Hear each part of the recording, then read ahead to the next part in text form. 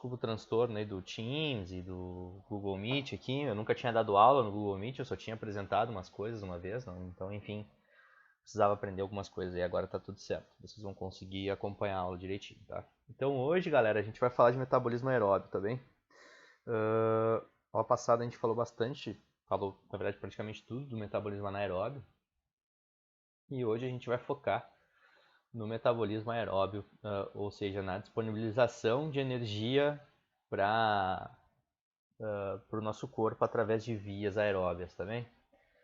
Então, a gente falou bastante lá na semana passada sobre a parte bioenergética, né, da anaeróbia. Ela é anaeróbia porque ela não tem ligação com umas moléculas de oxigênio, ou seja, o oxigênio ele não faz parte das reações bioquímicas que acontecem nessas vias metabólicas. Porém, hoje o oxigênio daí ele tem importância, principalmente depois lá para formar uma molécula de água no final da cadeia da cadeia de elétrons, disponibilizando bastante ATP e conseguindo regular o meio interno da mitocôndria. Tá bem? Então, a gente falou bastante também dos produtos e das funções das vias anaeróbias, né? Ou seja, quantos ATPs são feitos, como são disponibilizados, quantos são consumidos, qual o produto líquido depois. Enfim, a gente falou bastante na aula passada, vocês devem se lembrar. Foi uma aula bem longa, na verdade, né? Foi quase até as 10 da noite. Normalmente as minhas aulas não são tão longas assim, eu faço aulas mais curtas para que vocês consigam prender atenção, porque senão vocês ficam fazendo qualquer coisa, menos prestando atenção na aula, tá? Bom, então eu consegui achar uma figura agora com os nomes em português. Então a gente falou bastante, né, dessa primeira parte aqui, né? Ou seja, o consumo de glicose absorvida no intestino, disponibilizada na corrente sanguínea, né? Que pode ser ou ir para o músculo aqui, né? Para a fibra muscular e ficar disponível em forma de glicogênio, né? Estocada em forma de glicogênio. Ou, se tu estiver em exercício, ela ser metabolizada para formar energia, né? Então, nós temos duas vias principais através da glicose, né? Desculpa, da glicose não. Nós temos três vias importantes anaeróbias, né? Que são aquelas que são dos próprios ATPs que estão disponíveis na fibra muscular, né?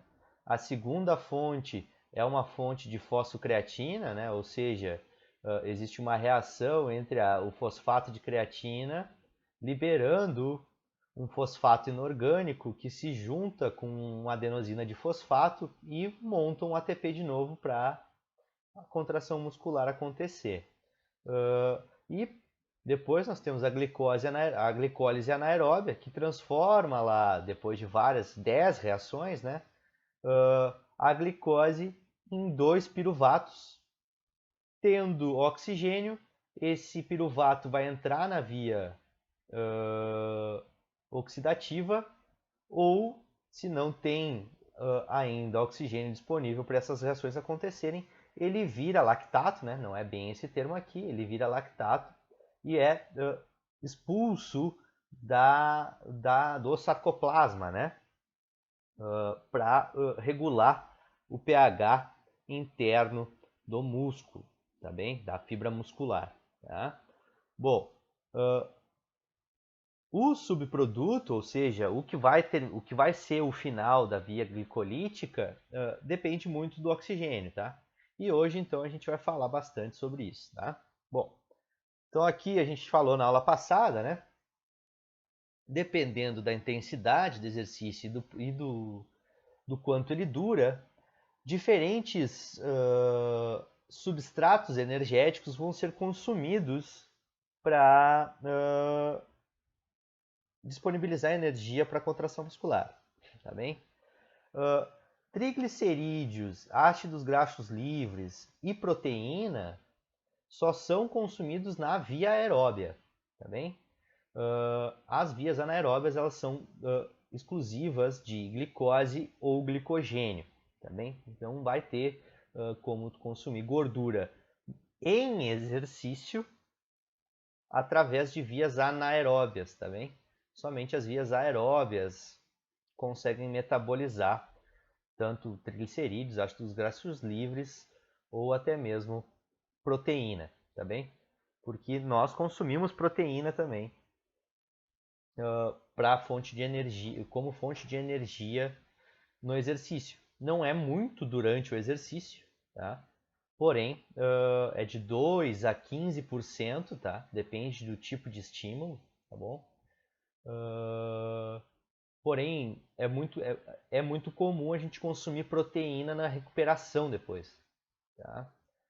Especialmente se a gente está com uma carga de treino muito alta e não está conseguindo consumir energia necessária na nossa alimentação para não ter que depletar nossos estoques de proteína no corpo, tá? O famoso overtraining, né? Ou seja, o atleta está treinando tanto que ele não tem tempo de se recuperar do estímulo e acaba tendo que usar a própria proteína do corpo para gerar energia para ele fazer o próximo estímulo, tá bem? Mas enfim, a gente vai falar isso depois da prova, nas outras aulas, tá? Então, a estrutura, a molécula estrutural básica da energia do corpo é chamada de trifosfato de adenosina, né? Ou o nosso famoso ATP, tá bem? Não é a loja de suplementos aqui de Caxias, é um composto orgânico que é altamente energético, tá bem? Existem 3 ligações de alta energia nela, tá bem? Bom, a gente já falou isso aqui antes, então nós temos 2 vias imediatas, né? Ou seja, aquelas presentes, onde tem ATP presente no próprio sarcoplasma da fibra muscular, então inclusões que possuem ATP dentro dela geram energia através da quebra da molécula de ATP pela enzima ATPase, formando uma adenosina e um fosfato inorgânico, gerando energia lá para a cabeça da miosina conseguir fazer a contração daí depois, né? Desacoplar ela da actina para que ela fique energizada para uma próxima contração. Nessa produção de adenosina, não quer dizer necessariamente que essa adenosina que foi produzida aqui vai ser a mesma adenosina que está aqui, tá, pessoal? Essas 2 vias elas acontecem concomitantes, porque o corpo também armazena adenosina no sarcoplasma, tá bem? Então, uma adenosina de fosfato mais um fosfato de creatina, pela ação da enzima creatinoquinase, formam uma molécula de creatina mais uma molécula de ATP. E essa molécula de ATP pode ser quebrada novamente pela enzima ATPase, dando energia para o trabalho biológico que a gente está fazendo. No nosso caso, o que a gente mais tem interesse é o trabalho mecânico, é o trabalho da contração muscular, tá bem? Aqui a gente tem toda a cadeia glicolítica, né? Ou seja, as 10 reações bioquímicas que acontecem para disponibilizar ATP pela via glicolítica. Então, na primeira parte, aqui nas primeiras 5, é uma fase que nós consumimos ATP para fazer as reações também. E a segunda metade, as outras 5, nós liberamos energia para o corpo, tá bem? Então, a gente consome 2, produz 4, tá bem? Então, o saldo positivo é de 2 ATPs, tá bem? Lembrando que se a fonte for glicogênio, a primeira reação enzimática aqui não acontece, ela já entra direto na segunda, então acaba que nós temos um ATP a mais disponibilizado, porque a gente só consome um, tá bem? No final, sempre são subprodutos são 2 piruvatos, também. Tendo oxigênio disponível, eles são metabolizados pela própria célula muscular em algum momento. Não tendo oxigênio disponível, eles são expulsos da célula muscular na forma de lactato, através da enzima desidrogenase lática. Ela transforma os piruvatos em lactato e joga eles para a corrente sanguínea. Tá bem? Bom, hoje a gente vai ver a outra parte, ok? Eu sempre disse para vocês, e disse na aula passada, que não existe, não é um relógio, né? Não é uma coisa acontece para outra acontecer, que vai acontecer a outra e vai acontecer a outra. Na verdade, tudo isso acontece ao mesmo tempo. Tá? Porém, para uma maneira didática da gente entender, a gente vai focar, tá, na via aeróbia a partir da glicólise, tá? Ou seja, depois disso aqui, a gente vai continuar a partir desse finalzinho aqui, tá bem? Porém, não é só piruvato que pode ser metabolizado na via aeróbia, pode ser ácido graxo livre, pode ser próprio glicogênio, pode ser glicose circulante, pode ser até aminoácido, proteína, tá bem? Então, de uma maneira didática, a gente vai continuar isso aqui, tá bem? Mas como eu já disse, como eu já reitero para vocês, as coisas não acontecem nessa sequência em si, elas acontecem todas ao mesmo tempo, tá? E não se esqueçam que exercícios, estímulos de diferentes exercícios geram respostas diferentes e acabam influenciando em qual via metabólica vai ser mais utilizada. Então não se esqueçam que sempre vai ser falado em predominantemente aeróbio, predominantemente anaeróbio. Tá? Falando de desempenho esportivo, provavelmente as únicas duas provas que sejam completamente anaeróbias sejam 100 metros rasos no atletismo e 50 metros livre na natação. E os 200 metros no atletismo também. Tá? As distâncias curtas no atletismo, 110 com barreira, 100 com barreira para as mulheres. As provas muito curtas e as provas que são de potência muscular, né? Ou seja, levantamento de peso, arremesso de peso, salto em altura, que são movimentos que tu precisa de um grande esforço de um período curto de tempo. Esses aí são realmente, pode até se dizer, completamente anaeróbios, tá? O movimento em si, mas não quer dizer que o corpo da pessoa não esteja em predominância anaeróbia, porque a pessoa não faz só aquela contração, né? A pessoa tem vários órgãos funcionando ao mesmo tempo e que consomem energia do sistema aeróbio, tá bom? Enfim. Então vamos lá. Alguma dúvida por enquanto? Fiz um resumão da aula passada. Não? Então tá, pessoal. Então assim, vamos falar um pouco então da transição do esforço para o exercício, tá? Da transição do repouso para o exercício, não do esforço para o exercício. Então assim, muitas vezes nós estamos no período zero, aqui ó, no tempo zero, nós estamos sentados, tá? E de alguma maneira nós temos que aumentar o nosso consumo energético até dar conta de uma velocidade de uma caminhada a 7 metros por minuto, por exemplo. Tá? De uma maneira geral, não é um exercício muito intenso. Tá? É bem tranquilo, vamos dizer assim. 7 metros por minuto é praticamente tu te arrastar, tá bem? Mas isso influencia o meio termo, tá bem? Que faz com que se tenha um consumo maior das vias anaeróbias para dar conta dessa rápida transição, mesmo sendo pouco intensa, do repouso para o exercício, tá? Então, de um momento para outro, nós temos um aumento grande, tá?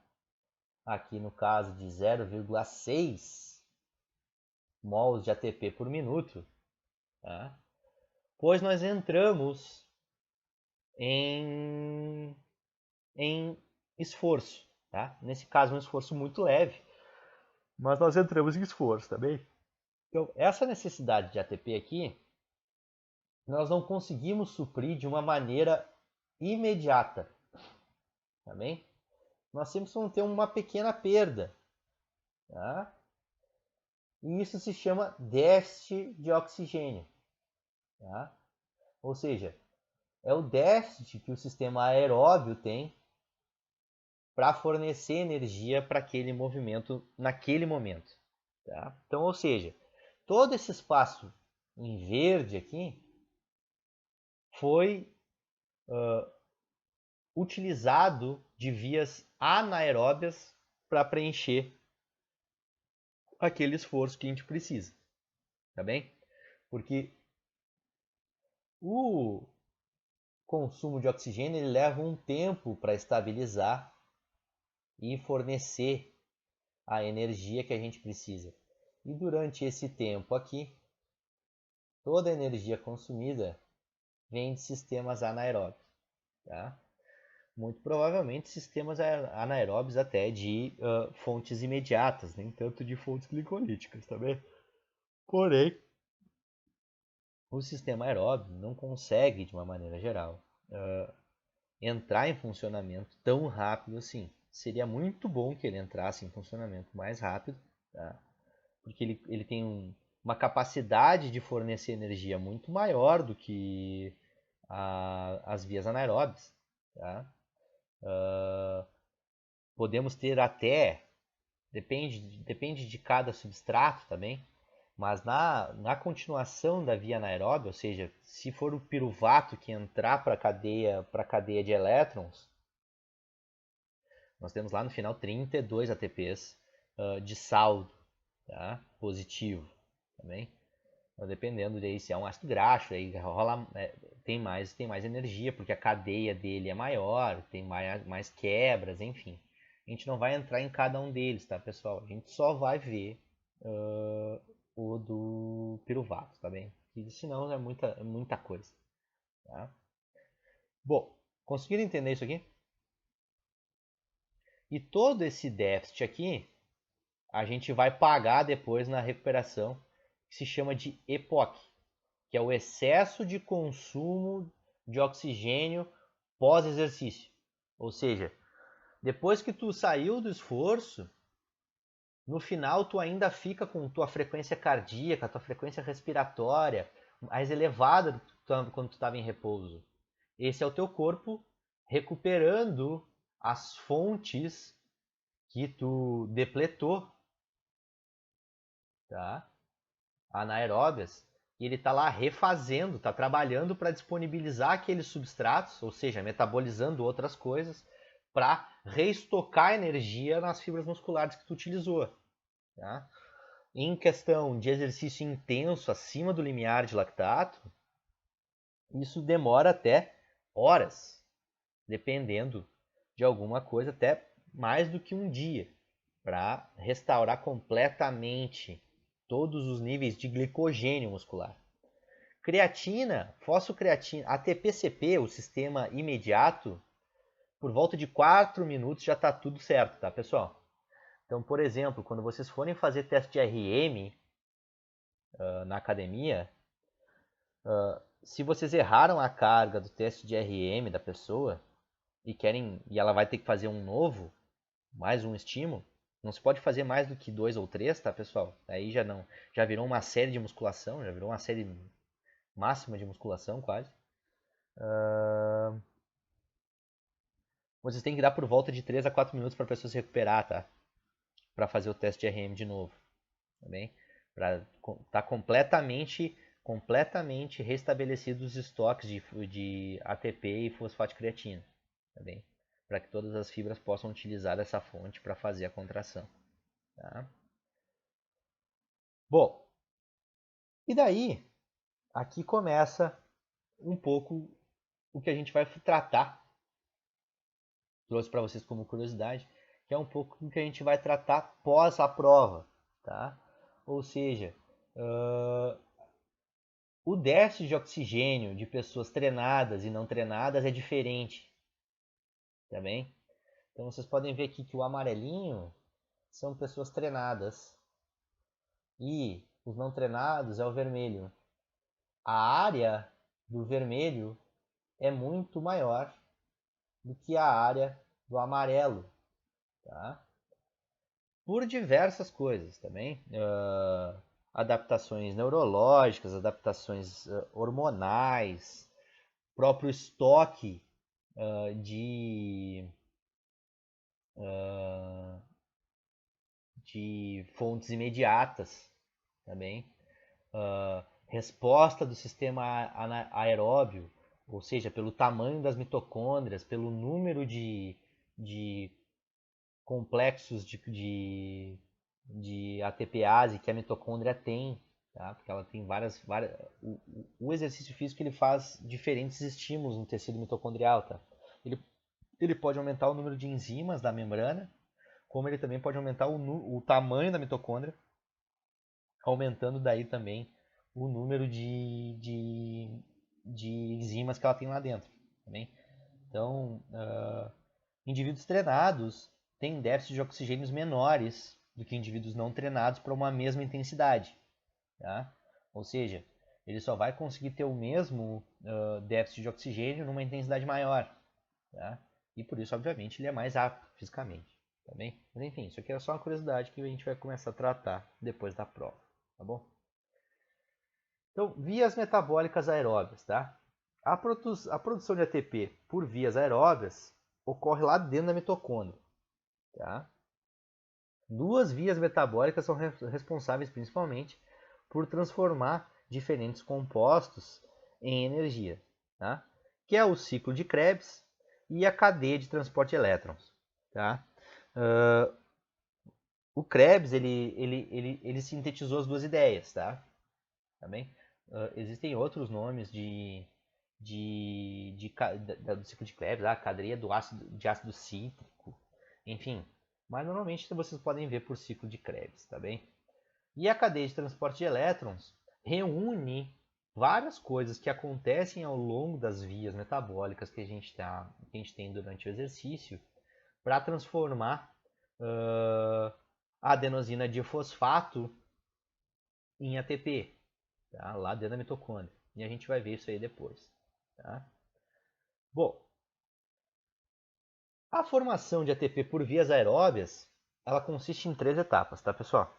Então, o estágio 1 é a formação da acetilcoenzima A. Tá? O estágio 2 é a oxidação da acetilcoenzima A no ciclo de Krebs. Tá?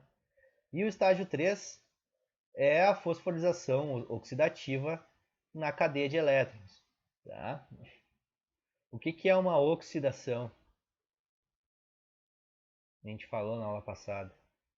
O que acontece com a molécula de acetilcoenzima A numa oxidação?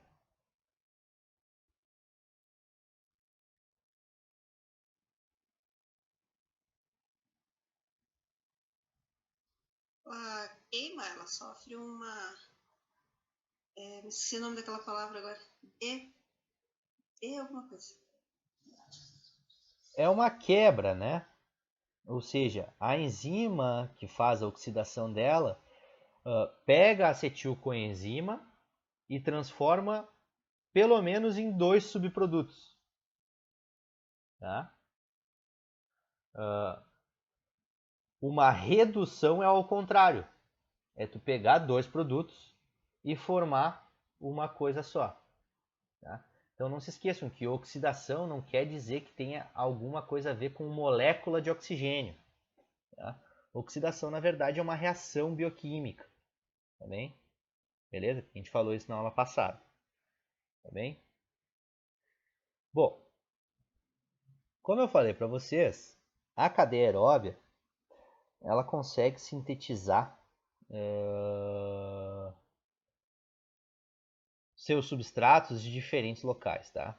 Então, assim, Pode ser lá de glicogênio estocado no fígado, tá? Que entra para dentro da célula muscular, é transformado em glicose, é transformado em fosfoglicalceído, que vai entrar na via lá anaeróbia glicolítica e vai virar ácido pirúvico ou piruvato, tá? A partir disso, tendo oxigênio disponível lá, a acetilcoenzima A é sintetizada, ela entra no ciclo de Krebs, tá bem? Aí os NADs e os FADs fazem a parte deles aqui, tirando hidrogênio. Esses hidrogênios entram lá na cadeia de elétrons e disponibilizam mais ATP ainda, tá bem? Porque o ciclo de Krebs em si, pessoal, ele não disponibiliza muito ATP. O que disponibiliza a maior parte do ATP, a maior porção de ATP, é a cadeia de elétrons. Tá? Além disso, o corpo pode pegar a própria proteína, próprio tecido magro e utilizar ele, ou seja, quebrando a proteína em um aminoácido. Tá? Ter esses aminoácidos, existem algumas enzimas que convertem os aminoácidos em acetilcoenzima A e fazem o ciclo de Krebs acontecer e a cadeia de elétrons. Tá? É muito comum atletas, principalmente de esportes de endurance, tipo aqueles ultramaratonistas, aqueles caras que correm 3 dias seguidos, tá? Perderem muito do seu conteúdo magro, das suas proteínas, por causa do exercício ser tão prolongado assim. Porque os caras correm tipo 12 horas por dia, param para descansar, comem um negocinho ali, acordam de manhã e continuam correndo. Tá? Aquelas maratonas de 150 quilômetros, lá tem uma no deserto Saara, tem uma no Polo Sul, tem diferentes corridas por aí. Tá? Aqueles caras perdem muito do seu conteúdo magro, das suas proteínas, dos seus músculos ou até de outros tecidos, para fazer com que o corpo tenha energia disponível para as contrações musculares, tá? É bem comum. E não esquecendo na nossa banha que triglicerídeos musculares ou ácidos graxos livres da corrente sanguínea se transformam em glicerol ou daí entram na via glicolítica ou entram direto como ácidos graxos, são transformados em acetilcoenzima A e entram para o ciclo de Krebs, tá bem? O lactato também pode acontecer. Então, ou seja, se eu tenho um exercício, vamos pegar aí uma prova de meio fundo, tá? Uma rústica de 10.000 metros, tá? De 10 quilômetros, tá bem? É uma prova que, obviamente, ela vai ter um ritmo muito mais forte do que uma prova de maratona, por exemplo. Tá? E o lactato produzido pela pessoa logo quando ela sai do esforço para o exercício, ou até mesmo por ter um ritmo de prova mais acelerado, ela pode flertar, ou seja, ficar uma parte da prova em uma intensidade acima do limiar de lactato e no meio da prova ficar que daí tu produz muito lactato, tá, pessoal? Porque não tem tanto oxigênio disponível assim para entrar na cadeia, no ciclo de Krebs, na cadeia de elétrons. Daí o corpo retira colocando esse lactato para a corrente sanguínea e depois quando tu baixa a intensidade, o corpo, para regular o pH sanguíneo, além de colocar para dentro do fígado para fazer glicogênio esse lactato, ele disponibiliza o próprio lactato para fazer ATP lá na cadeia, no ciclo de Krebs e na cadeia de elétrons. Tá? Ou seja, o lactato volta para dentro da célula muscular e ele é metabolizado, vira um piruvato e é metabolizado como acetilcolina, acetilcoenzima, acetilcolina é um neurotransmissor, tá, pessoal? Entra no ciclo de Krebs e é disponibilizado como energia depois. Tá? Então, desempenho de atleta, tá, é muito ligado a como ele metaboliza as vias anaeróbias. Tá? Ou seja, qual a intensidade que ele consegue manter o exercício ao longo do tempo em cadeias aeróbias e a partir de quanto ele consegue metabolizar subprodutos dentro da cadeia anaeróbia para fazer um último esforço. Tá? Isso é muito ligado a desempenho de atleta de alto nível. Tá? Normalmente os caras que são top dos tops, eles conseguem metabolizar ou utilizar as vias anaeróbias de uma maneira muito mais eficiente. Tá? Principalmente essas vias aí que eu falei para vocês. No meio da prova, ele tá lá com uma intensidade menor, produz lactato e ele aumenta a intensidade no meio da prova, usa esse lactato para gerar energia e vamos embora. Tá? Então, são características de atletas de alto rendimento, tá? Que é uma coisa muito inerente da própria pessoa. Também. O cara é abençoado por Deus, consegue ter um monte de mitocôndria na célula muscular dele que ajuda ele a disponibilizar energia de uma maneira mais fácil. Também. Tem pessoas que se fadigam antes. Né? Beleza? Bom, então a primeira parte, tá? O estágio 1, tá? Das vias aeróbias. Então, pode ter uma quebra de uma proteína em aminoácido, tá? Aqui já dentro da mitocôndria. Tem uma quebra lá no citosol, tá? No citoplasma, ou no sarcoplasma, no caso. Ele entra para dentro da membrana da mitocôndria, tá? Como aminoácido. Tá? Existe aqui uma reação bioquímica que já disponibiliza um elétron para a cadeia de elétrons lá. Tá?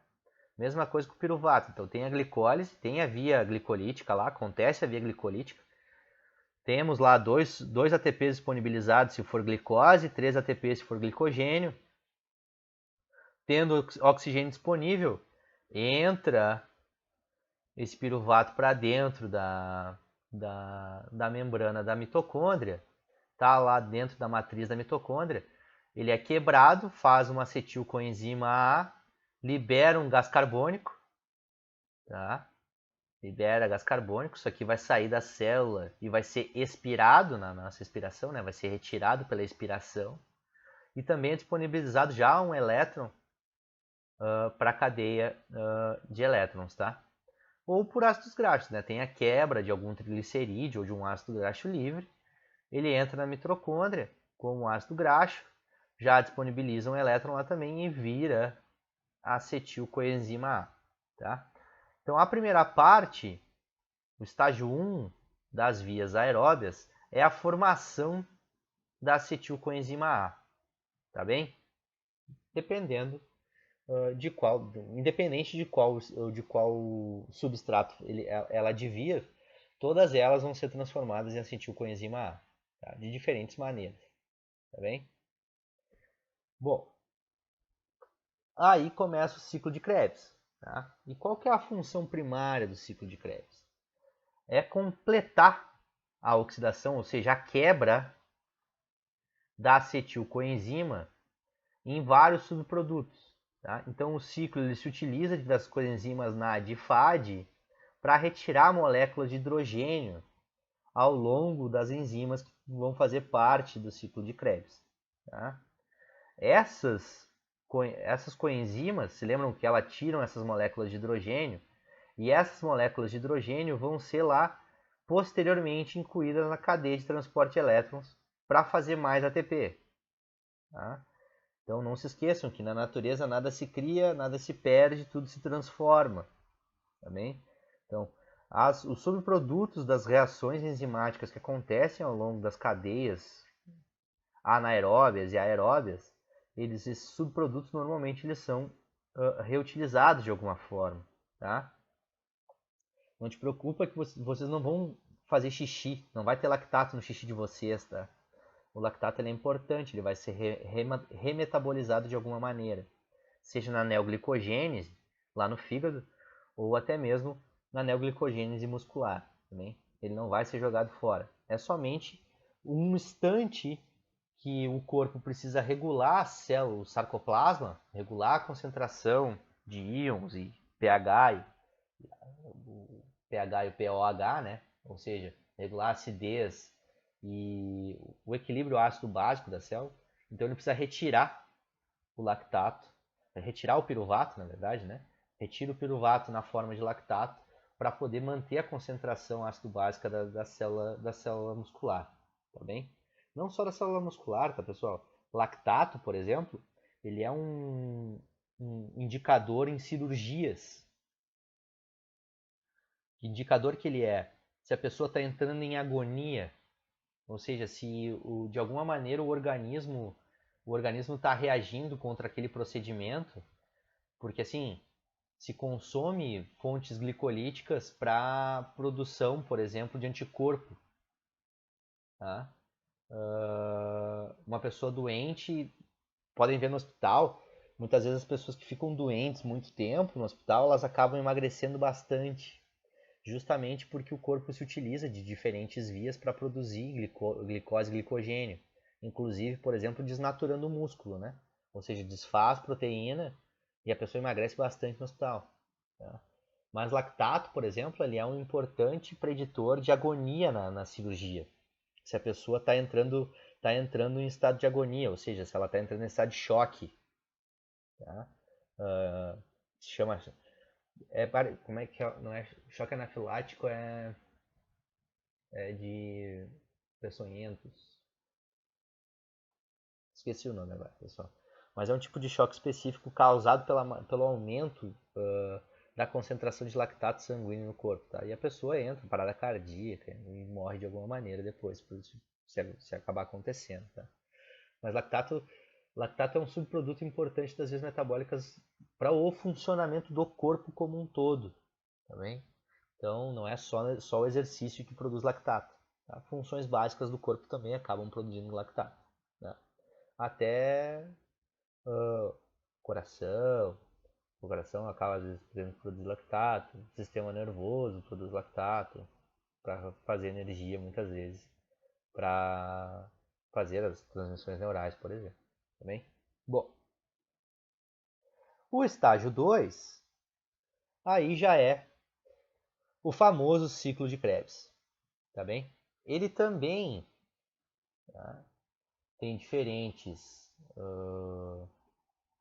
reações bioquímicas que acontecem aqui dentro. Tá? As de dentro aqui, ó, citrato sintase, aconitase, isocitrato desidrogenase. Isso aqui são todas enzimas. Tá? O que está por dentro é enzima.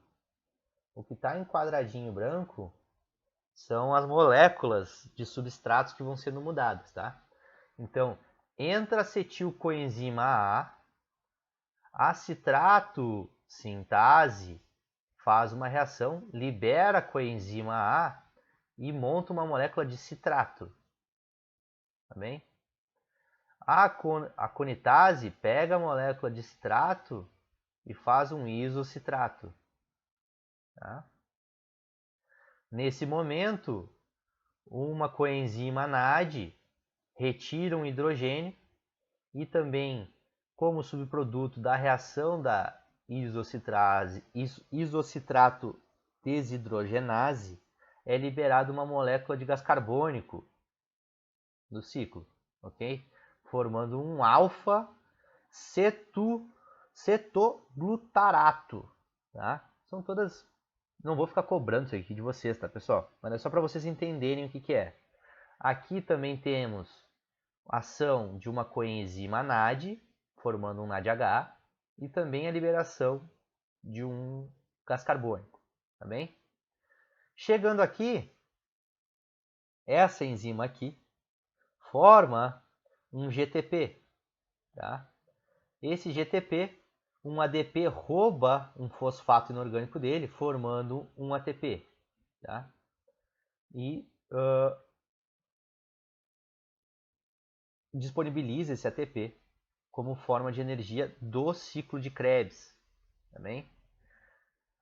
Cada piruvato, quantos piruvatos são sintetizados no final da via glicolítica?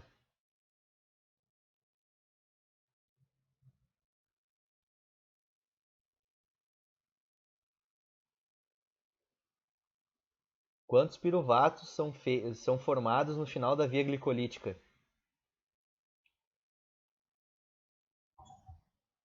2? 2. Isso.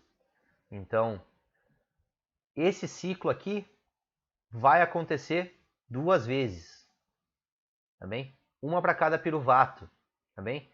Então, o ciclo de Krebs, qual que são os produtos dele? 2 ATPs, 6 NADHs e 2 FADH2, tá? O FADH2 e os NADs vão entrar na cadeia de elétrons, tá bem? E os ATPs vão ser disponibilizados como forma de energia para a contração muscular, tá bem? Então não se esqueçam. Sendo piruvato, isso aí roda 2 vezes. Sendo aminoácido, pode rodar sei lá quantas vezes, depende de que tipo de proteína ou de que tipo de aminoácido que vai ser sintetizado a partir da proteína que vai ser quebrado. Tá? E ácidos graxos, que são as moléculas com maior concentração de energia, podem ser vários ali ácidos graxos que são transformados em acetilcoenzima A e que rodam o ciclo de Krebs. Também. Por isso que exercícios aeróbicos acabam em exercício, durante o exercício, consumindo bastante gordura corporal. Tá? Normalmente o corpo se utiliza da gordura corporal porque é a fonte energética, o maior arcabouço energético que nós temos no nosso corpo, né? Ou seja, a gente reserva energia na forma de gordura, tá bem? E durante o exercício, ele disponibiliza essa gordura porque ela tem um maior potencial energético para a via metabólica. Ou seja, de uma molécula de ácido graxo, tu consegue fazer vários ciclos de Krebs e várias cadeias de elétrons. Tá bem? De um piruvato, tu vai conseguir rodar 2 vezes só o ciclo de Krebs e a cadeia de elétrons. Tá bem? Aí varia com cada tipo de molécula de ácido graxo ou de aminoácido, tá bem? E não tem como a gente ficar aqui falando de cada uma delas, tá bem? Beleza? Bom, a cadeia de elétrons. O que é isso, tá, pessoal?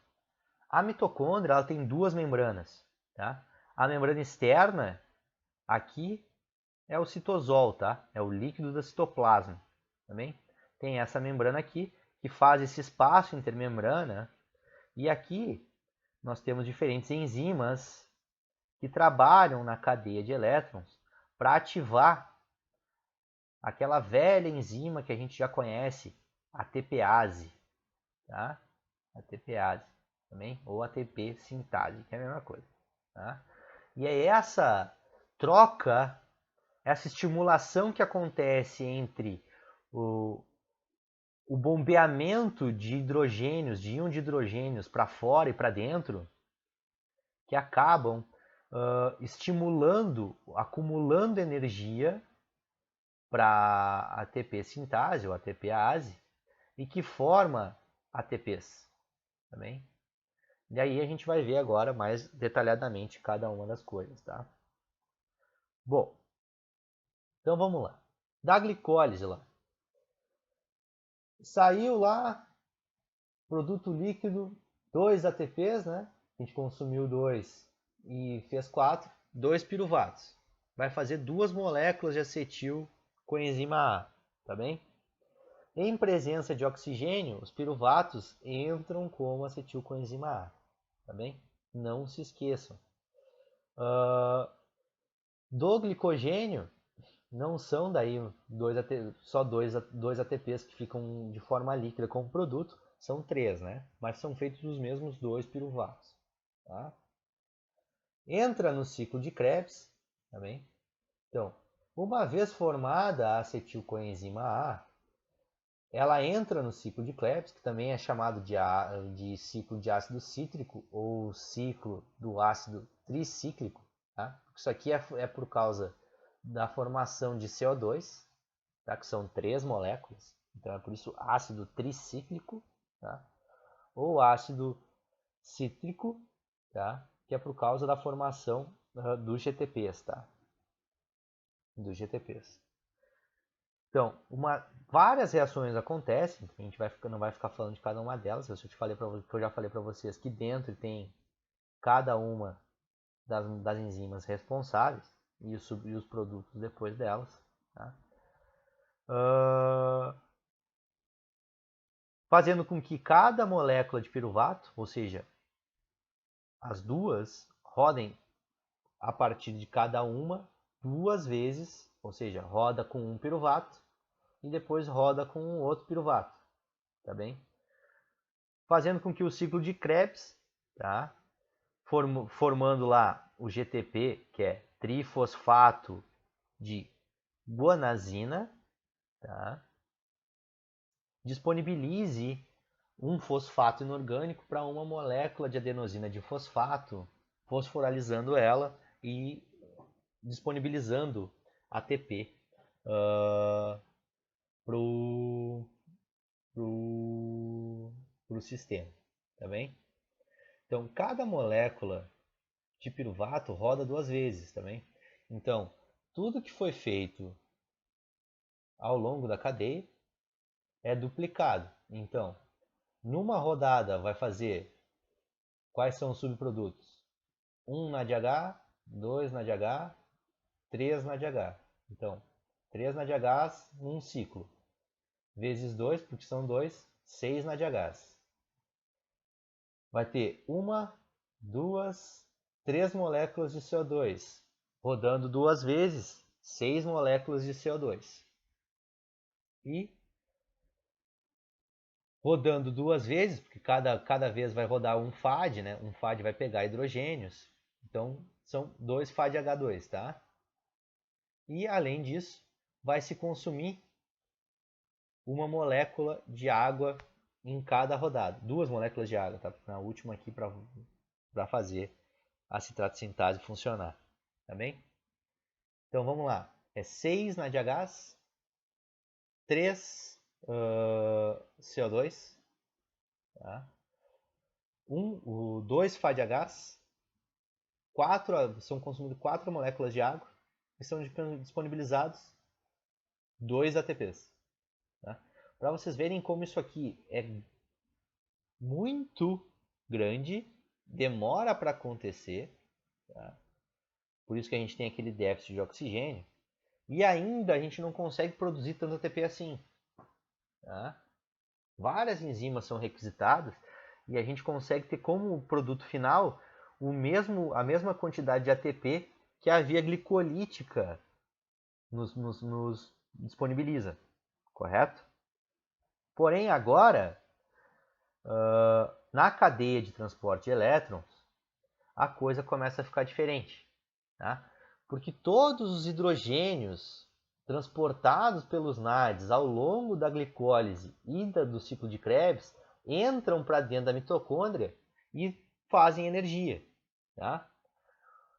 Então, o que é? Os NADs e os FADs pegam esses hidrogênios, disponibilizam para algumas enzimas que são denominadas citocromos. Tá? Aquelas 3 enzimas grandes, aqueles 3 canais proteicos grandes, as 2 enzimas do meio e a TPase depois. Tá? Elas são chamadas de citocromos. Tá? O que eles fazem? Eles pegam esse hidrogênio e transportam os elétrons para dentro deles, despolarizando a membrana da matriz da mitocôndria.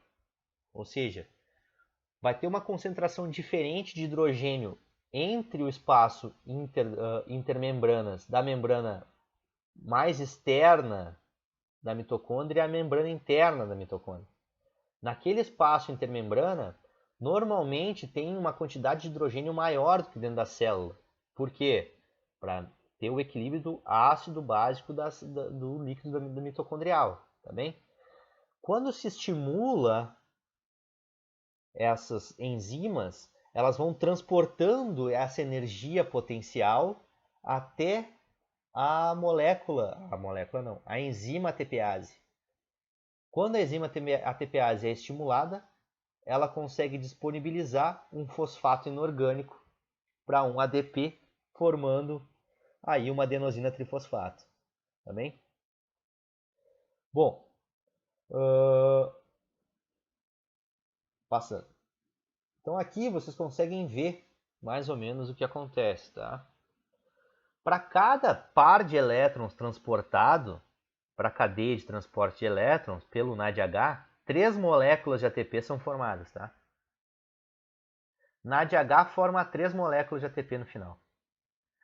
FAD forma 2 moléculas de ATP. Só que tem um problema nisso aí tudo. Como eu falei para vocês, se lembra do que é formada a membrana plasmática? O que é formada uma membrana plasmática?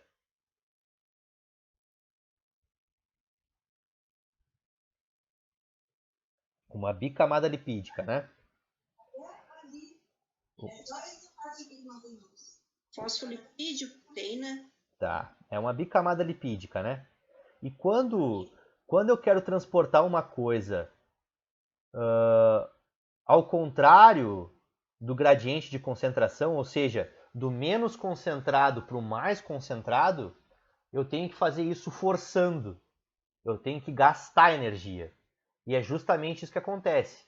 Tá? Então, ou seja, para transportar esses elétrons de hidrogênio, essas moléculas de hidrogênio para o líquido, para o compartimento mitocondrial intermembrana, eu tenho que gastar energia. Tá? Então, no final das contas, na média, tá? E isso é uma média, o NADH ele vai fazer 2,5 moléculas de ATP. Tá? Não é que exista uma meia molécula de ATP, pessoal. Ela não existe. Mas é que algumas fazem 3, outras cadeias de elétron vão fazer 2 a partir de cada NAD. Tá? Daí, por estudo, se fala que cada par de elétrons de NAD faz 2,5 ATPs, porque consome meio. Tá? E o FAD, H2, ele forma 1,5, porque ele também consome meio para estimular essa enzima aqui, ó. Porque o NAD, o que acontece? Ele consegue estimular mais porque ele entra primeiro por esse canal proteico aqui, ó. O FAD ele estimula direto essa enzima aqui, tá bem? E daí esse elétron aqui se perde, aí acaba formando menos ATP no final, tá bem? Essa é a principal diferença, é aonde cada um entra na cadeia, tá bem? Esses elétrons, o que eles fazem? Eles vão passando a informação, passa desse canal proteico para essa enzima aqui, que eu não vou me lembrar o nome agora, tá? É tanta enzima que tu não lembra, tá? Não lembra elas. Vai distribuindo esse potencial, ó, aqui transportou 2 pares de elétrons, tá? Ou seja, 2 moléculas de hidrogênio. Essa enzima aqui transportou mais 2 para lá. Esse canal proteico aqui transportou mais 2 para lá. Tudo excitando a membrana pela cadeia de elétrons, ok? No final, 6 hidrogênios vão estar disponíveis para a TPase para formar ATPs. E a cada 2 hidrogênios, tá, se consegue se formar um ATP. Tá bem? Então, 6 hidrogênios no final, 3 ATPs são feitos em cada estimulação dos citocromos, tá? Beleza? Tranquilo. Beleza. Então, o que acontece no final de tudo? Olha só, se a gente for pegar uma via glicolítica, tá bem? Então, nós temos 2 ATPs disponibilizados como produto no final da via glicolítica lá, tá bem? A fosforilização no nível de substrato dá mais 2, tá bem? Tem uns NADs lá na glicólise lá que são formados que acabam entrando na cadeia de elétrons formando mais 5, tá bem? Então a cada 2 moléculas de NAD, tu consegue ter como subproduto 5 ATPs, porque consome 1. Tá? Aqui. São 6, né? Que faz 3. Porém, eu consumi meio condenado. Então, 5. Tá bem? Na reação de fazer o piruvato virar 2 acetilcoenzima A, 2 NADs são formados também, formando mais 5 ATPs no final da cadeia de elétrons. Cada ciclo de Krebs forma 3 NADs, né? Como roda 2 vezes pelo piruvato, são 6 NADs. Tá bem? Dando no final 15 ATPs disponíveis. Tá? Além disso, tem dois FADs, que são formados um em cada ciclo de Krebs do piruvato, fazendo 1,5 ATP, que disponibiliza 3 ATPs. E além disso, o próprio ciclo de Krebs nos dá 2 ATPs na quebra do GTP lá, se lembra? Então, no final de tudo, advindo da via glicolítica, nós temos 32 ATPs formados, tá? Através do ciclo de Krebs e da cadeia de elétrons. Tá? Então, se a gente for pegar somente o produto da glicólise lá, são 2 ATPs contra 32 no final. Tá? Se a gente isolar. Elas acontecem na sequência uma da outra, podem acontecer, mas não se esqueçam que está acontecendo glicólise, está liberando lactato no sangue e o ciclo de Krebs está pegando um ácido graxo livre, está rodando isso aqui junto, então não acontece nessa lógica, tá, pessoal? É só isso aqui para estudo, tá bem? Bioquímica, tá bem? Mas de uma maneira geral, tá? O ciclo, se vocês somarem, ó, 15, 15, 25, esses dois dão 10, né? 25, 27, 30, 32. São 32 ATPs que se utilizam de diferentes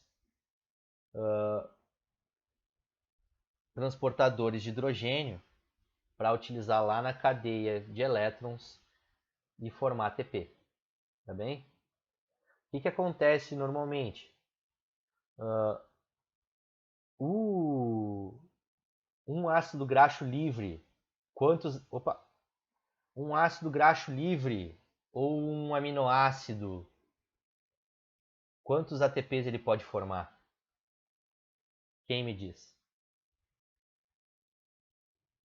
Em tese.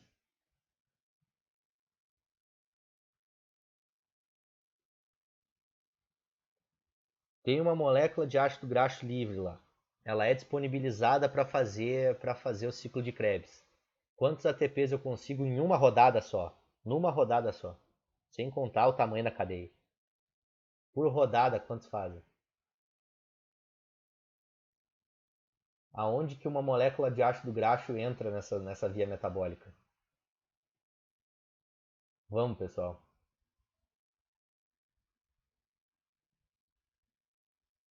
Ela entra aqui na glicólise?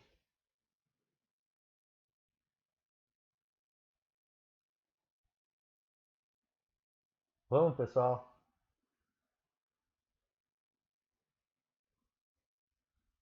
A glicólise é o que? A quebra da?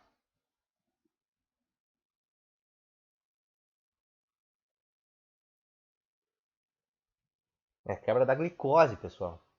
Então, assim, se o 29, professor. depende da molécula. Eu falei numa rodada só. Numa rodada só de ciclo de Krebs. Tá? Numa rodada só. Tá bem? Se uma parte da molécula de ácido graxo entra aqui, tá? E transforma em dois normalmente elas entram aqui, tá, pessoal? Tanto aminoácido quanto ácido graxo livre, elas são transformadas em piruvatos. Tá bem? Então, vamos supor que eles sejam uma molécula simples se transforma em 2 piruvatos. Né? Quantos ATPs eu consigo fazer por rodada? Daí vai rodar 2 vezes, né?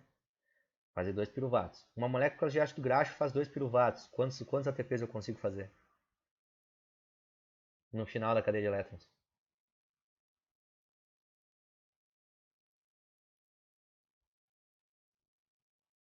É só descontar esses 7 daqui de cima, ó, pessoal. Esses aqui não vão entrar, ó, porque eles já advêm de transportadores, de transportadores que foram lá nas vias glicolíticas, também. Então, se uma molécula de proteína ou uma molécula de ácido graxo livre forma 2 piruvatos só, qual o subproduto? 5 mais 15, 20, mais 3, 23, mais 2, 25. Tá bem?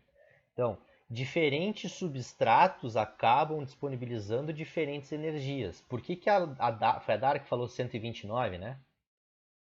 É porque depende da molécula de ácido graxo livre, consegue formar mais, consegue formar menos pelo tamanho da cadeia carbônica que ela tem. Tá?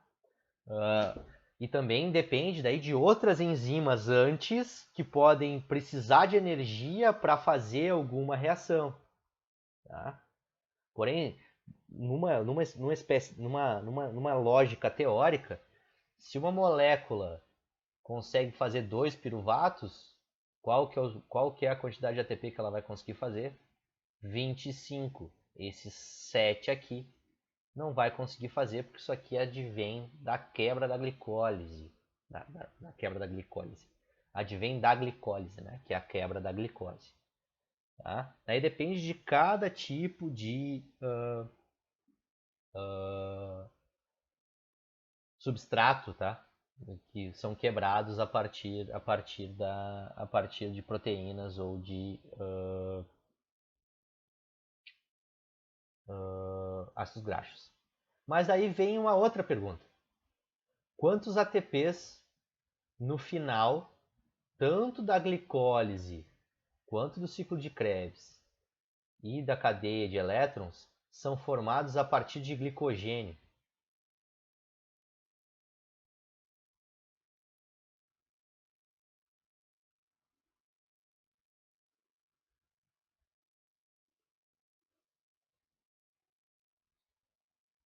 Repete a pergunta, professor.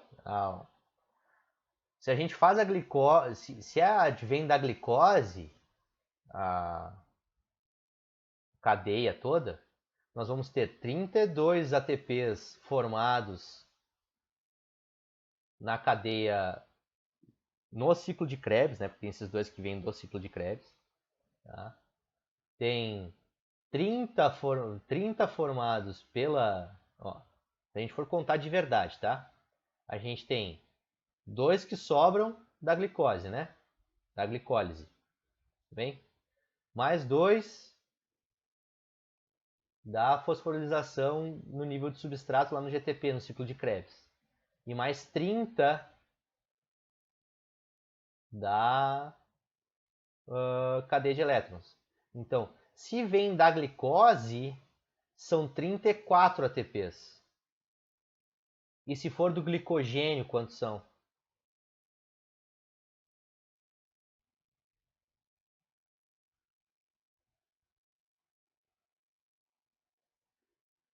Aula passada. Se eu quebro o glicogênio, quantos ATPs a minha glicólise tem? 4. Tá, são 4. Eu sempre faço 4, né? Mas eu consumo alguns para fazer as reações bioquímicas, correto? Da glicose eu consumo 2, ó. 2 ATPs usados, ó. Do glicogênio, quantos eu uso?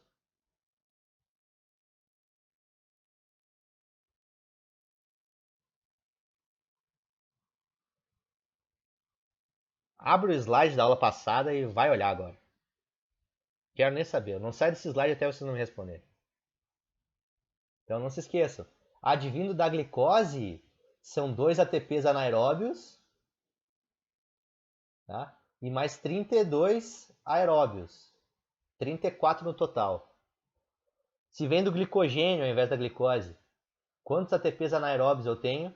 Porque vai ser os mesmos 32 aeróbios, né? Tô abrindo aqui, mas meu computador é muito lerdo, peraí. Eu não saio desse slide até vocês responderem. Vou dar 0, hein?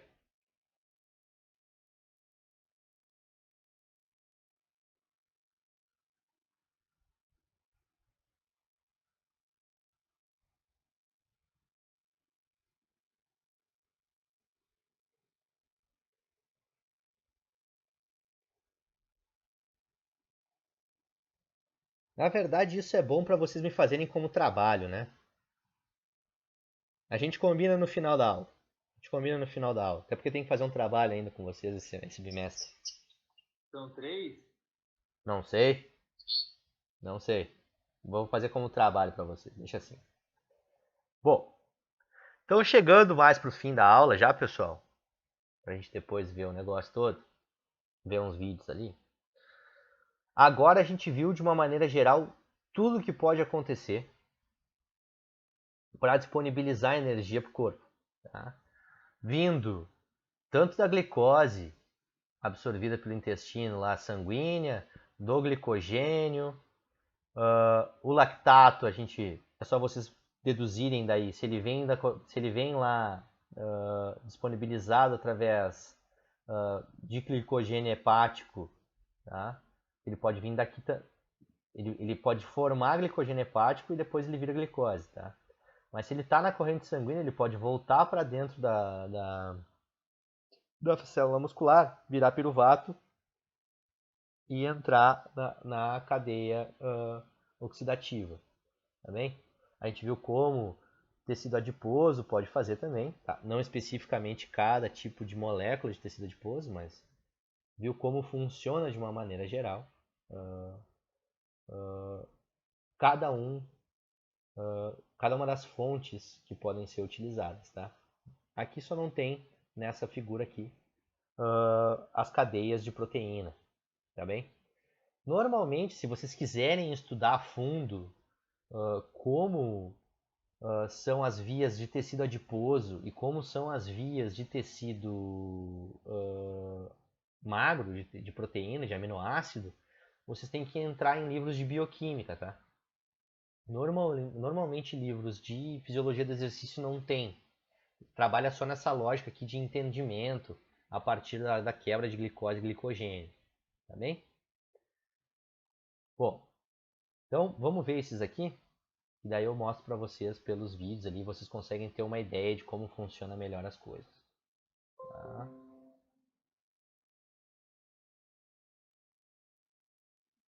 Não sei o que quer dizer isso aqui. Bom, deixa eu entrar aqui na reunião. Parar minha apresentação.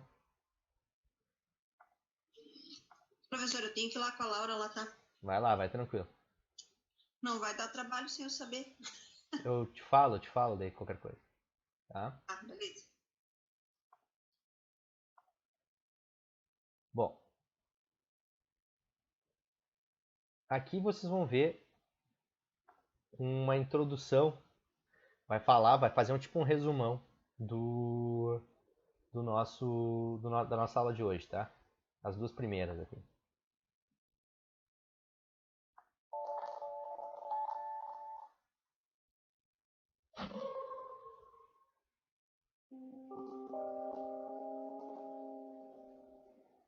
Aerobic respiration is the most important process used to produce energy for a cell. It involves several pathways, including glycolysis, pyruvate oxidation, the citric acid cycle, and electron transport. Various sugars, fats, and proteins enter these pathways, and they can all be broken down to produce ATP energy in a cell. In this animation, we will focus on the citric acid cycle, also called the tricarboxylic acid, TCA cycle, or Krebs cycle. Então até agora o que ela falou? A via aeróbia, ela pode ser advir de vários componentes, tá? E ela vai falar exatamente do que acontece no ciclo de Krebs, tá bem? The citric acid cycle takes place in the matrix, or fluid, of the mitochondrion. This is where mitochondrial DNA is found and where fatty acid breakdown takes place. Então aqui, ó, pessoal. Aqui é a parte interna da mitocôndria, tá bem? Essa aqui é a membrana da matriz. E essa aqui é a membrana da mitocôndria que fica em contato com o citosol. É nessa parte aqui, ó, que ficam a maior parte das moléculas de hidrogênio, tá bem? A matriz não tem tanta molécula de hidrogênio que depois vai ser daí metabolizado na cadeia de elétrons, tá bem? Para vocês entenderem aquele espaço intermembrana que tinha nos meus slides. Citric acid cycle involves 8 chemical reactions that use acetyl-CoA and oxaloacetate to produce carbon dioxide, NADH, ATP, and FADH2. Ó, aqui ela até colocou exatamente em qual fase é feito cada um. São 3 NADH, um na fase 3, um na fase 4 e um na fase 8. 2 moléculas de CO2, um na 3 e um na 4. Vai fazer uma molécula de ATP na fase 5 e vai fazer um FADH na fase 6. Tá bem? Não se esqueçam que para cada piruvato roda uma vez. Vindo de uma via glicolítica, são 2 piruvatos. Então isso aqui vai acontecer 2 vezes. Tá bem? The NADH and FADH2 are electron carriers that can be used in the electron transport chain to make more ATP for a cell. Let's take a look at the major steps of the citric acid cycle. In the first step of the cycle, a 2-carbon molecule and a 4-carbon molecule are combined to form a 6-carbon molecule. That 6-carbon molecule undergoes multiple biochemical. Isso é uma oxidação ou uma redução?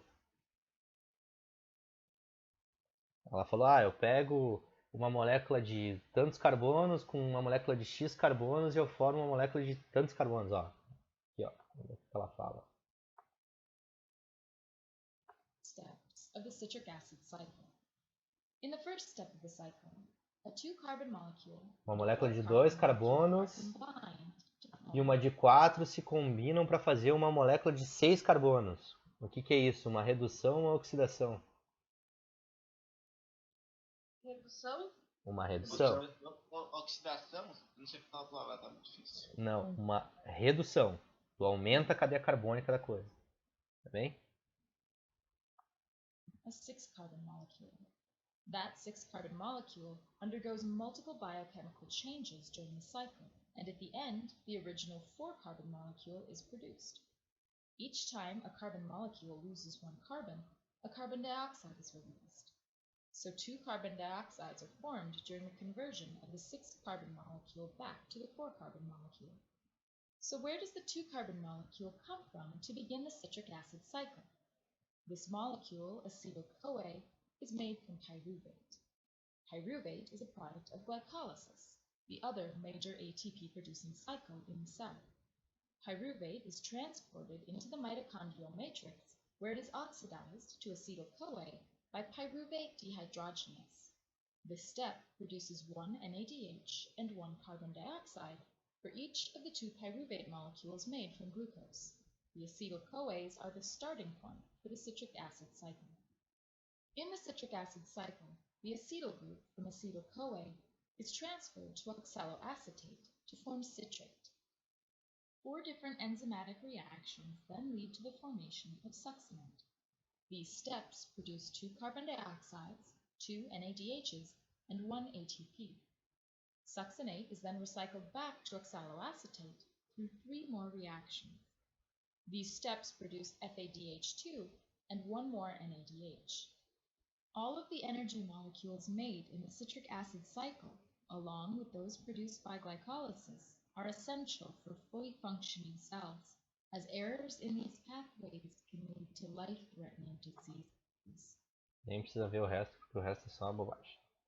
Tá? Então ali foi um resumão, tá bem? De tudo.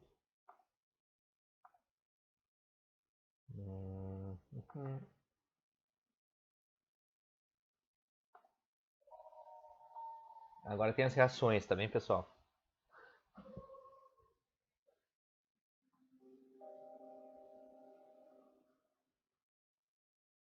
Citric acid is a series of chemical reactions that take place in the mitochondrial membrane. Cycle uses acetyl derived from shipping fat protein to form ATP, NADH, ADH2, and carbon dioxide. NADH, ADH2, can be used to form additional ATP in the lectin transcription.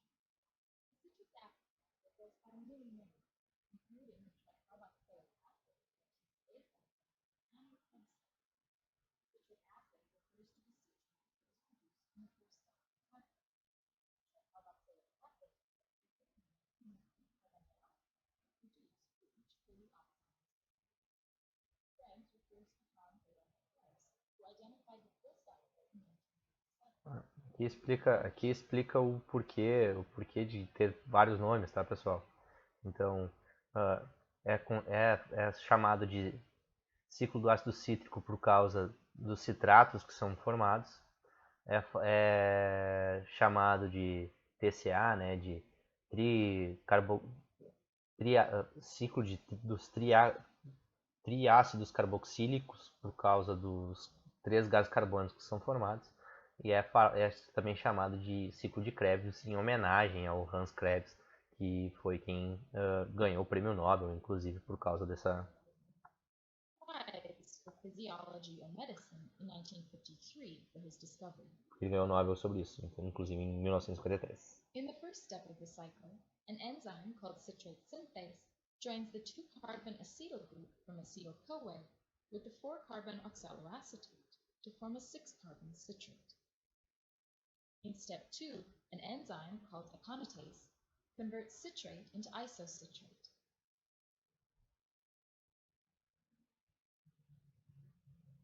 Next, an isocitrate dehydrogenase enzyme oxidizes isocitrate, a 6-carbon molecule, into a 5-carbon alpha-ketoglutarate.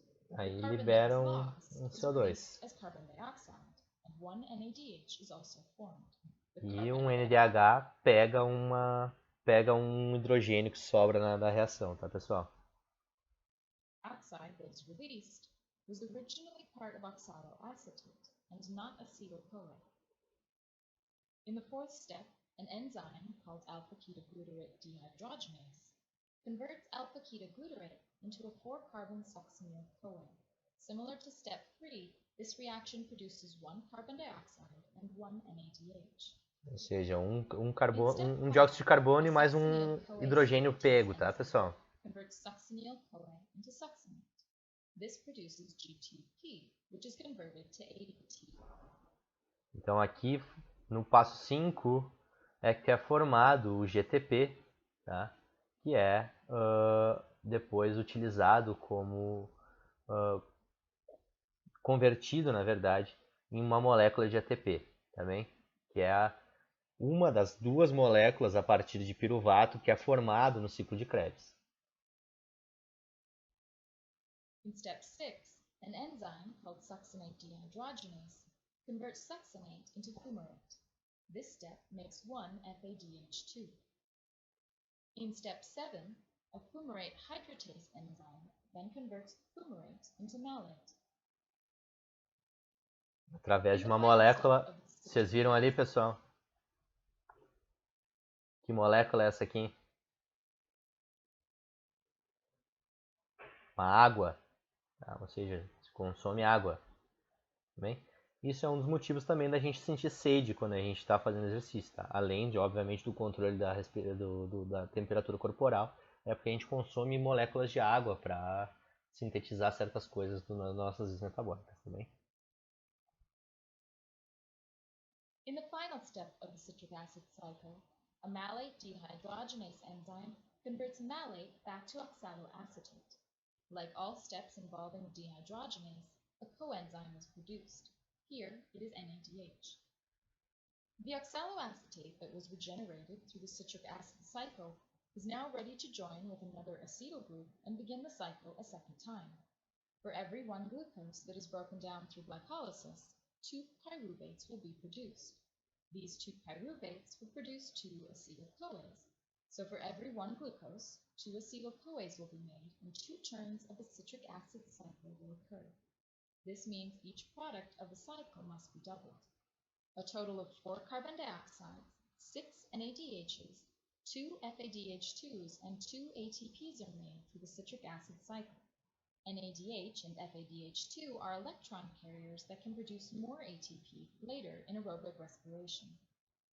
In addition to sugars like glucose, proteins and fats can also provide carbon substrates to fuel the citric acid cycle. Proteins can be broken down into individual amino acids such as alanine, aspartate, and glutamate, and converted into intermediates in the cycle. Fatty acids can be broken down into acetyl-CoA, which then begins the citric acid cycle. Vocês podem ver, pessoal, que tem algumas como glutaminas, ó, tá? São proteínas que já entram lá na fase 4 do ciclo de Krebs. Elas nem fazem as primeiras partes, porque elas não precisam, elas não entram como acetilcoenzima A, elas já entram como alfa acho que ketoglutarina, alguma coisa assim. É que eu não me lembro de todos os nomes, tá, pessoal? É muito nome para decorar. This metabolism of sugars, proteins, and fats through the citric acid cycle provides the vital energy necessary to maintain many cellular processes. Tá? Aí já é besteira, o resto. Aí já falando uma coisa toda. Então vocês conseguiram mais ou menos ver aí como funciona as reações, enfim. Não é muito. Antes de tendo a aula, vocês conseguem entender a parte inglesa ali, né, pessoal? Porque não é tão diferente assim os nomes das coisas, tá? São nomes científicos, então são bem parecidos. Tá? Bom, agora a gente vai ver a cadeia de elétrons, tá?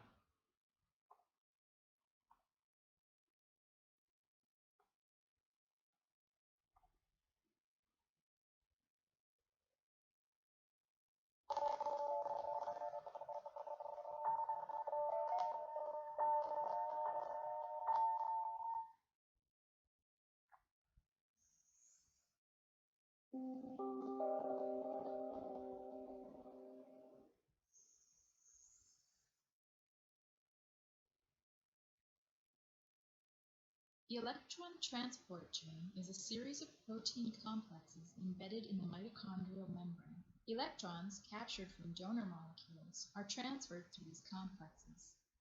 Coupled with this transfer is the pumping of hydrogen ions.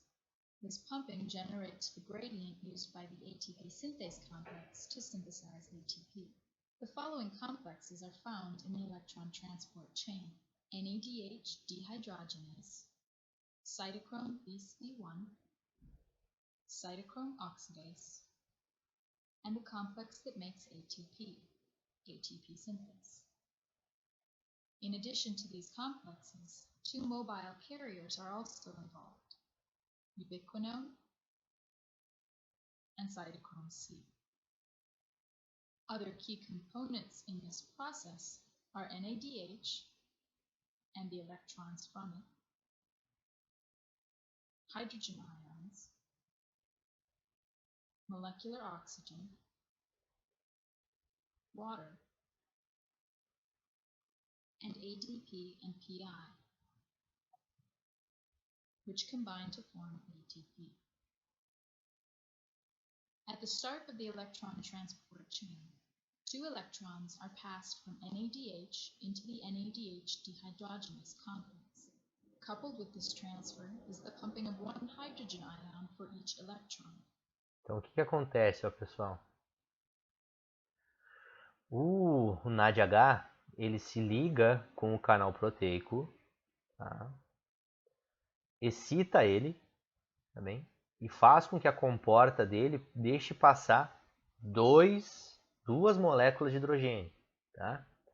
Esses elétrons que ele passou para esse canal proteico passam para essa outra enzima aqui, que vai transportar ela ao longo da membrana plasmática, tá bem?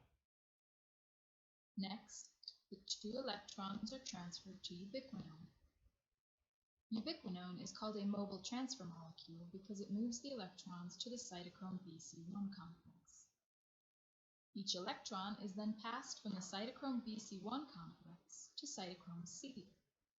Tá, pessoal? Aí vocês viram, ó, os dois elétrons que vieram ali da ubiconina, elas acabam também nesse canal proteico, que eu não vou me lembrar o nome, botando mais 2 hidrogênios para o espaço intermembrana. Também. Os mesmos 2 elétrons são transportados daí pelo citocroma C para o outro canal proteico para aí sair mais 2 hidrogênios, tá? Já vamos adiantar.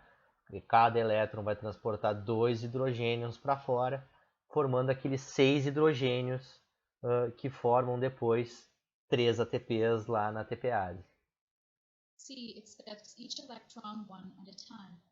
One hydrogen ion is pumped through the complex as each electron is transferred. The next major step occurs in the cytochrome oxidase complex. Na verdade são 4 This no step último. requires 4 electrons. These 4 electrons interact with a molecular oxygen molecule and 8 hydrogen ions. The 4 electrons, 4 of the hydrogen ions, and the molecular oxygen are used to form 2 water molecules. Tá. O que aconteceu aqui agora, pessoal? E é aqui que a coisa começa a ficar aeróbia. Tá? 4 moléculas, 4 hidrogênios se ligam com 2 oxigênios pelo potencial de ação que os elétrons contêm e formam uma molécula de água. Quer dizer, uma molécula não, 2 moléculas de água, tá, pessoal? Então, por que o oxigênio é importante? Porque onde é que entra a parte aeróbia? Ele entra nessa parte aqui para formar 2 moléculas de água. Tá? Cada molécula de oxigênio se liga a 2 hidrogênios, formando uma molécula de água. E é por isso que isso aqui é denominado sistema aeróbio. Tá bem? The other 4 hydrogen ions are pumped across the membrane. This series of hydrogen pumping steps creates a gradient. The potential energy in this gradient is used by ATP synthase to make ATP from AD. Então, o que acontece, pessoal? Por ter transportado aqueles 6 hidrogênios para fora, o ambiente intermembrana tem uma concentração maior de hidrogênio. E o que o corpo humano sempre busca? Homeostase. Então, o que ele vai fazer? De alguma maneira, ele vai tentar equilibrar isso aqui. Tá? Então, como o gradiente de concentração está do mais concentrado para o menos concentrado, esses hidrogênios vão interagir com a ATP sintase aqui, tá? E daí vão formar as moléculas de ATP depois, tá? Inorganic phosphate. The ATP synthesis steps you see here are discussed in greater detail in the ATP synthase gradients animation.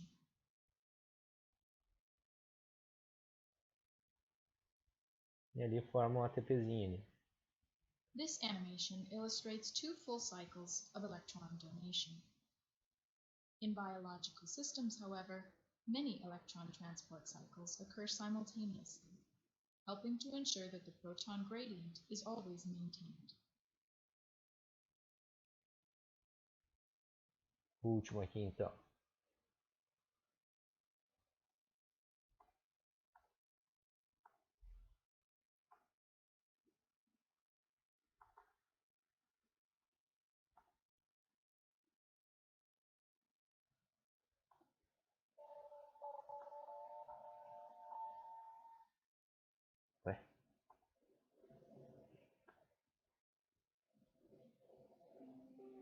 Então aí vai falar exatamente do gradiente de concentração para formar ATP, tá bem, pessoal?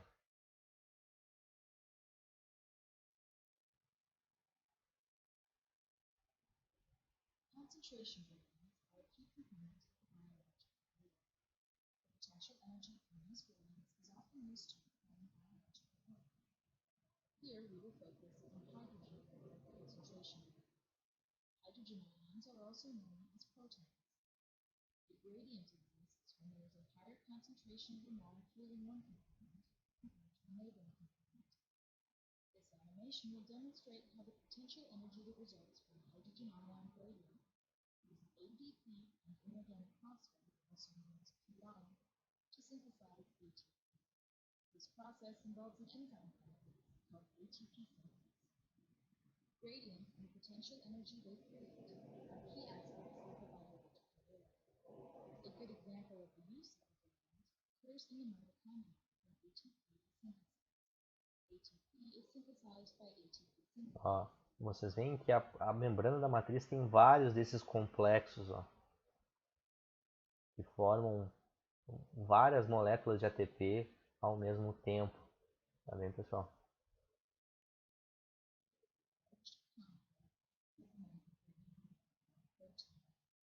Here we see ATP synthesis, along with other membrane proteins. Notice the large difference in the number of hydrogen atoms on the two sides of the membrane. This difference is a hydrogen atom or proton concentration difference. The energy associated with this gradient is used to synthesize ATP from ADP and PI. This occurs at the ATP synthase complex. One hydrogen atom enters the ATP synthase complex from the intramembrane space, and the second hydrogen atom leaves it in the matrix space. The upper part of the ATP synthase complex rotates when a new hydrogen atom enters.